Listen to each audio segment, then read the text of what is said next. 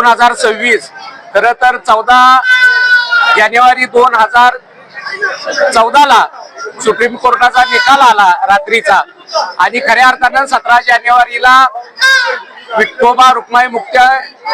दिनाचा औचित्य सुरू झालं,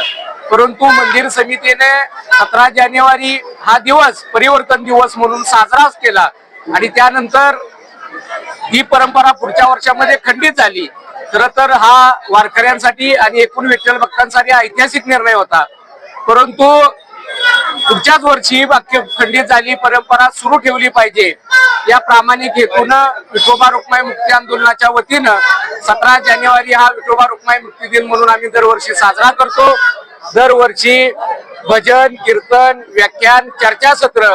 आणि एकूणच सगळ्या चर्चा होत असतात, परंतु या वर्षी आम्ही नामदेव पायरीजवळ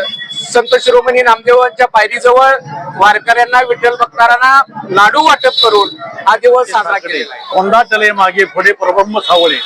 इतका हा आनंद आम्हा सर्व वारकऱ्यांना झालेला आहे। आणि आज 17 जानेवारी 2026 खरं तर 14 जानेवारी 2014ला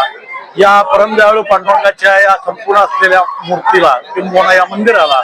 खऱ्या अर्थानं मुक्ती मिळाली आणि कायदेशीर मार्गाने हा शासनाच्या आणि वारकऱ्यांच्या ताब्यात आला आणि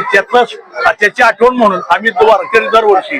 या विठोबा रुक्माई मुक्ती आंदोलनाच्या माध्यमातून किंवा या दिनाच्या निमित्त औचित्य साधून हा फार मोठा आनंद साजरा करत असतो। सालवाद प्रमाणे आनंद साजरा करत असताना याही वर्षी आम्ही लाडू वाटून पेढे वाटून आरती करून अशा पद्धतीचा आनंद व्यक्त केलेला आहे आणि या विठ्ठल रुक्मिणी मंदिर मुक्ती दिनाचा खऱ्या अर्थानं आम्ही आज आनंद घेतो आहे। आणि हे मंदिर खऱ्या अर्थानं आमच्या वारकरी संप्रदायाच्या लोकांच्या किंवा शासनाच्या आणि आमच्या भोजनांच्या ताब्यात आलं, त्याचा आम्हाला फार मोठा आनंद आहे आणि त्या आनंद प्रत्येक दिवस आम्ही त्याप्रमाणे केलेला आहे।